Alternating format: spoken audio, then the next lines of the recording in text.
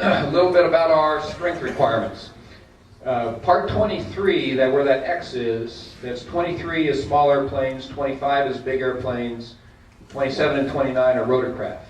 They all pretty much read the same. And it says that for static strength requirements, that biggest load the airplane is going to see in the life of the airplane is what we call limit load.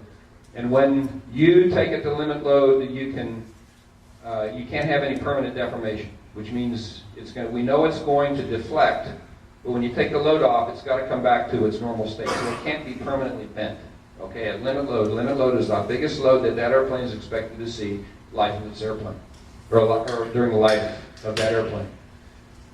You've also got to be able to support ultimate loads with that factor. That's a 1.5 factor, and that is you've got to be able to. It can bend, it can have permanent deformation, but it can't break. And I guess just the other day they mentioned that the Airbus 380 wing, and we mentioned that it failed at 147%. So they almost made it. They'll have to go in there and do some modifications in that area to get it over 150. All the airplanes have to meet these strength requirements. Those are type design requirements, which mean we expect every airplane made to meet limit and ultimate load. If you do a repair or modification to that airplane, it's got to meet those loads. So that's why when you're doing a major repair, and sometimes you need engineering data to get that approved, it's what they're doing is doing a stress check to make sure that it can meet ultimate and limit load. That is the basis for everything, regardless of all the fatigue and damage tolerance and all that mumbo jumbo. It comes back down to static strength. It's got to be applied to structure. If we think it's cracked, that's why we're not real crazy about flying with cracks in airplanes, and I'll talk a little bit more about that. And most importantly, we know these airplanes are going to meet that requirement when they roll out of the factory. And I kind of equate this to saying, okay, an 18-year-old might be able to run, say, a 5-minute mile. Okay, but I don't think we would expect any 60-year-olds to be able to run a 5-minute mile. So we're kind of going to relax. As we get older, we recognize that there's some relaxation there. Not for airplanes. That 60-year-old airplane that you're flying, or that 40-year-old airplane you're flying, I think you still want it to meet ultimate and limit load. You still want that capability. We're not going to say, just because that's an old airplane, it doesn't have to really maintain that strength. That's not what we're saying. We've got to maintain that strength. And of course, that becomes an issue as these airplanes start to wear out. Now, this one may be a little complicated and intimidating, and I'm going to try and explain it to you here, because there's a lot. This says a lot here. This slide was put together by Bob Easton, who's our chief scientist and technical advisor for fatigue and fracture mechanics. But this is kind of graphically talking about a little bit about what Marv talked about in the last presentation, as well as what I just talked about. Here's that ultimate load. That's that black line right there. And there's our limit load right there. And airplanes that are designed are, going to be something, there's going to be something above 150%. So like the Airbus, they were at 147%. They're going to modify that. So they're going to be sitting out there at 151%. They're going to be above 150% when they start.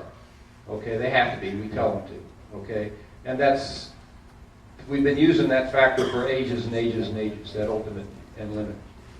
So as that airplane starts operating, stuff starts happening at the micro-crack nucleation, and all the molecules and atoms and all that stuff start getting affected here. So we're starting to accumulate fatigue damage. We can't see it yet. It's not really a crack, but things are happening down in this range. We've not lost any strength because we don't have a crack yet. So even though we don't have a crack, and Mark talked about some of those honeycomb things, and you had to do a special Sharpie test and all that sort of stuff. This would be in that range for a typical airframe application. We're not going to be too worried about that until we get up to where what we consider some kind of a crack that would be bigger than what Mark was talking. Engines are kind of special, and I'm certainly no expert on engine fatigue. But when we finally have, so I haven't really lost any strength until I quote unquote have a crack. But once I have a crack, now that crack's going to start growing, and as it grows, I start losing my strength. And I can lose that strength fairly fast. Okay, now that crack, at some point in time, I can't detect it yet, but at some point in time, I'll be able to detect it, maybe visually, maybe with penetrant, maybe eddy current. Whatever that is, and of course, the size is going to depend on what kind of inspection I have, right? What I want to do is be able to find it before I lose too much strength. So if I can't find the crack until I'm out here, then I'm in trouble, and then I've got somebody taken off from the beach in Miami that has cracks that are bigger than can maintain strength, and my wing comes off. So that's bad. That's what I'm trying to depict here is what happens over time as these cracks grow. We start losing what we call our residual strength. Now what we have, typically what we have done, and this is the same sort of thing, looking at it a little bit differently, safety by retirement, and that's a life limit on a part, or a life limit on an airplane. And what we do in there, this is our fancy fatigue analysis I was telling you about, that we come up with a number and then we divide that by 8, or if we're testing it, we'll divide it by 4 or 5, and we'll say, I'm going to throw away all those wings before they get to the point on the bell-shaped curve, the distribution of how they all might fail. I'm going to throw them away. I'm going to throw them all away before I get to them. So I'm not going to allow this strength to degrade. So if I've got 1,000 airplanes out here where I've got a distribution of, I'm going to have a few that are really, really good, and I'm going to have one that's really, really bad, and I'm going to let that one go through, but no more. So we're looking at 99.9%. The problem with safety by retirement is if I've got some kind of an anomaly, which could be a manufacturing error, similar to what happened on the F-111 way back when there was a defect in a forging there of a wing fitting, or some really gross manufacturing problem, that may start the crack growing immediately and I may not catch it in time. So that's one of the deficiencies of safety by retirement. And of course the other one is that you're throwing away 999 good parts for every one, but you have to do that because you don't know which one of the next one, which has the next worst genes. So that's kind of a little bit about safety by retirement. If we look at the trust fund, what that is can I find the crack soon enough? And if I can't, then I've got to retire the part. So I don't know what my balance is. There may be $500 left in that account, or $5,000 or $5 million, whatever it is. I don't know. I don't want to. Statistically, I've got to throw all that money away on all those other trust funds of that same family of airplane. Okay. Now let's look at safety by inspection. Okay, so this is the same sort of thing. There's our fatigue life distribution, where we know we've got a few here that are going to crack early and a few that are going to crack late. There's the kind of the bell-shaped curve. What I'm going to do is I'm going to start inspecting real early for some crack size that gives me this strength, which would be in this case from a design standpoint limit load. I'm going to make sure that I can find any crack before it grows to where I can't sustain limit load anymore. And that's what we're trying to depict here. So as the structure degrades, these are kind of like different airplanes here, if you will, where one might start cracking and the crack might be growing. I'm going to catch it before it fails because I've got an inspection. Now I've been inspecting all along, and this is when I catch it, for instance. Okay. It also, if you start early enough, you can catch that anomalous item as well. This is kind of your normal fatigue wear out, which is what you would expect.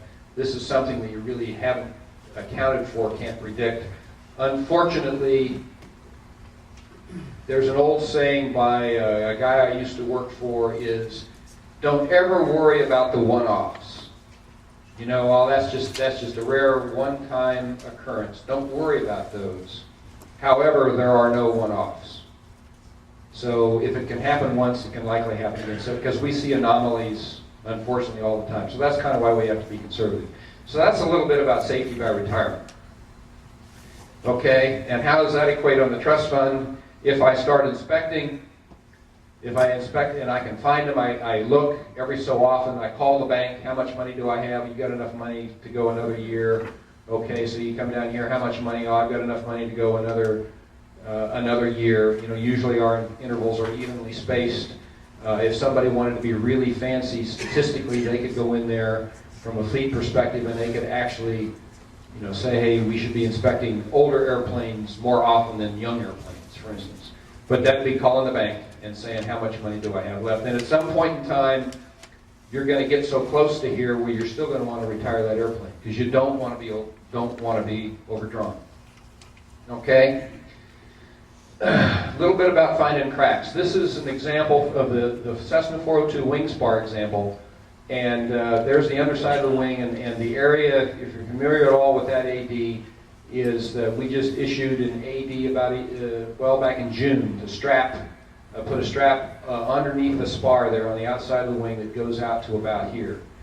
Because we found cracking there and we found cracking there. And for better or for worse, it's water under the bridge.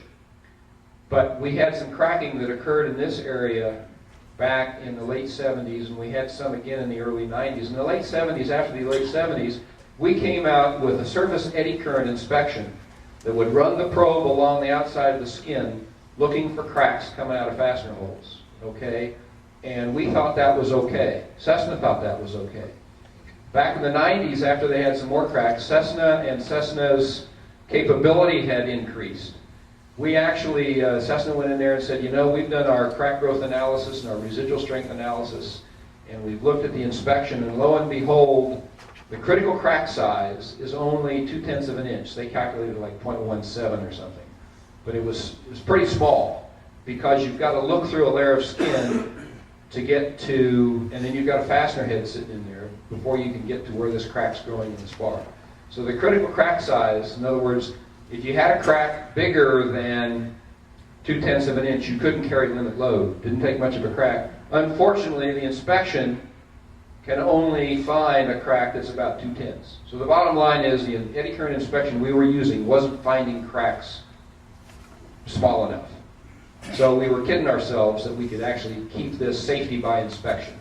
So that's why we had to go to a safety by retirement with the modification.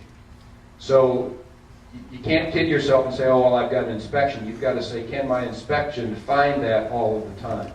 And we also know that inspections, even though we say we can find a crack 0.2 of an inch, the standard industry is to find that 90% of the time, which means that 1 out of 10 times we're going to miss. So when we're looking at our inspection intervals, we're saying we've got to allow, we provide for 2 inspections to occur. We can miss one. We can miss this crack the first time through, but we want to be sure that it won't grow so fast that we won't have one more time to catch it before it cracks. It's kind of a little bit of a safety valve in there for us, a safety factor in there for us. However, if you've got a lot of airplanes cracking, a big fleet, and a lot of them are cracking, statistically, that 90% inspection reliability is going to fail. Because 1 out of 10 times, 1 out of 10 cracks, you're not going to find. So if I had 10 airplanes that were cracked, and I went out and inspected them, one of them, I'm going to miss one of those cracks. But I've got another chance to catch it, right?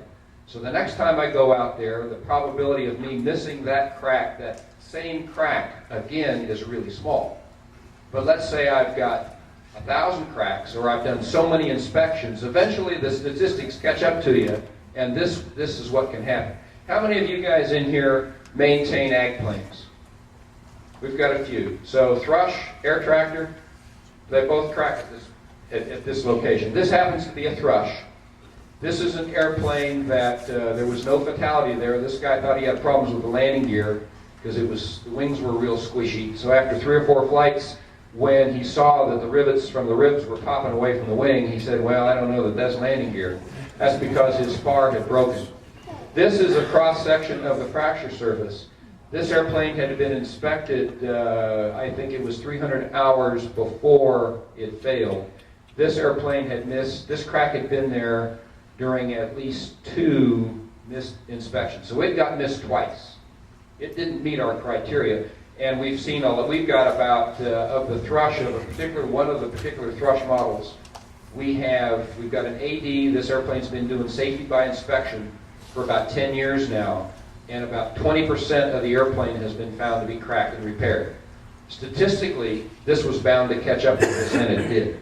Okay, you can see there's the rust where the airplane sat over the winter, and that's how much it had grown before it failed the next season. So this is an indication that inspections are important every time, because if you don't miss it, you're just asking for to compound the problem.